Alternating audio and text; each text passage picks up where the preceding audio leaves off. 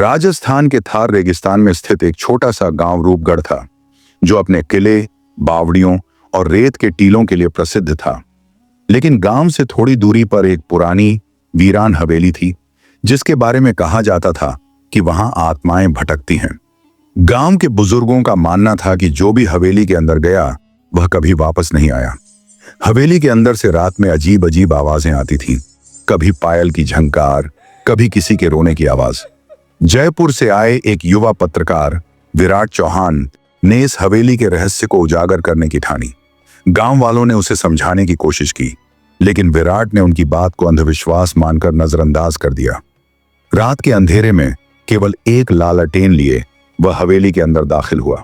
हवेली के विशाल दरवाजे पर पुरानी नक्काशी थी, लेकिन वह टूटी फूटी अवस्था में था। जैसे ही विराट ने दरवाजा खोला, अंदर से ठंडी हवा का झोंका आया, जिससे उसकी लालटेन की लौ कांपने लगी। हवेली के अंदर चारों ओर धूल जमी थी, फर्श पर मकड़ियों के जाले लटके हुए थे और पुरानी दीवारों पर दरारें पड़ी थीं। विराट ने चारों ओर नजर दौड़ाई और देखा कि हवेली की दीवारों पर पुराने राजस्थानी चित्र बने हुए थे, जिनमें युद्ध, शिकार और राजपूत वीरों की कहानियां चित्रित थीं। अचानक उसे महसूस हुआ कि इन चित्रों की आंखें उसे घूर रही हैं, जैसे वे जिंदा हों। तभी हवेली के गलियारे में पायल की झंकार गूंज उठी, लेकिन चारों ओर कोई नहीं था।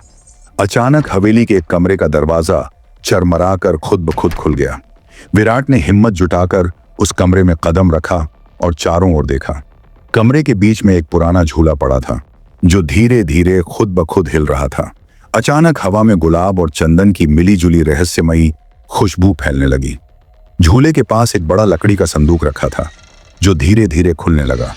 जब विराट ने अंदर झांका तो उसने देखा कि उसमें एक खूबसूरत लाल रंग का घाघरा चोली रखा था, जिसके ऊपर सुनहरी कढ़ाई की हुई थी।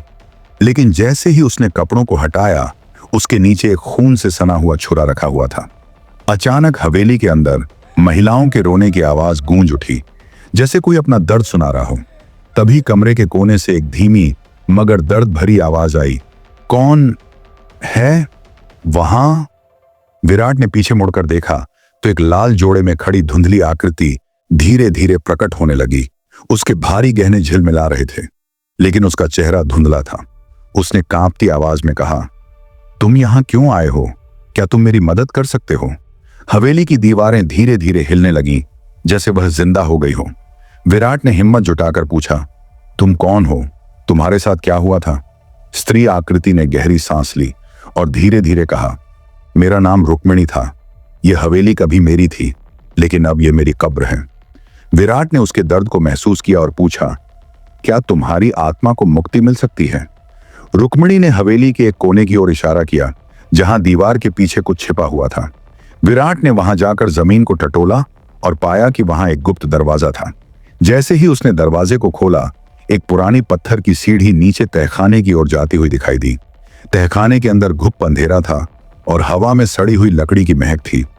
जब विराट अंदर गया तो उसने एक कोने में एक पुराना कंकाल पड़ा हुआ देखा, जिसके पास एक टूटी हुई तलवार और एक चूड़ी रखी थी।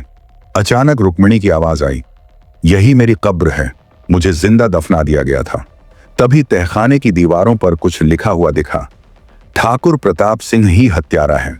विराट को समझ में आ गया कि यह ठाकुर सूरजमल का लालची भाई था, जिसने हवेली और खजाने के लिए यह हत्या की थी। तभी तहखाने में अचानक एक सोने चांदी से भरी संदूक दिखाई दी, लेकिन जैसे ही विराट ने उसे छूने की कोशिश की, हवा में जोर की गड़गड़ाहट हुई और रुक्मिणी की आत्मा विकराल रूप में प्रकट हो गई। हवेली की दीवारें कांपने लगीं और जमीन दरकने लगी। विराट को एहसास हुआ कि जब तक रुक्मिणी की आत्मा को शांति नहीं मिलेगी, तब तक यह श्राप बना रहेगा। वह किसी तरह तहखाने से बाहर भाग निकला और गांव वालों को पूरी सच्चाई बताई। गांव के बुजुर्गों ने सुझाव दिया कि रुक्मिणी की टूटी हुई तलवार और चूड़ी को पवित्र अग्नि में जलाना होगा। गांव के मंदिर में एक चिता जलाकर उसमें तलवार और चूड़ी डाली गई। जैसे ही अग्नि ने इन वस्तुओं को स्वीकार किया, हवेली में अचानक आंधी उठी और एक तेज रोशनी निकली। रुक्मिणी की आत्मा हवेली के दरवाजे पर प्रकट हुई, लेकिन अब उसका चेहरा शांत और मुस्कुराता हुआ था। उसने विराट को धन्यवाद कहा और फिर एक चमकती हुई रोशनी में बदलकर आसमान में विलीन हो गई। हवेली अब पूरी तरह शांत हो गई। कोई भी अजीब घटना नहीं हो रही थी। जब विराट गांव से जाने लगा तो उसे हवेली के दरवाजे के पास रेत में कुछ चमकता हुआ दिखा। ये एक सोने की अंगूठी थी जिस पर रुक्मिणी लिखा था। क्या रुक्मिणी अब भी यहीं थी या कोई और था? अगर आपको ये कहानी पसंद आई तो वीडियो को लाइक करें, चैनल को सब्सक्राइब करें। अगर इसका दूसरा पार्ट चाहिए तो कमेंट करके बताएं।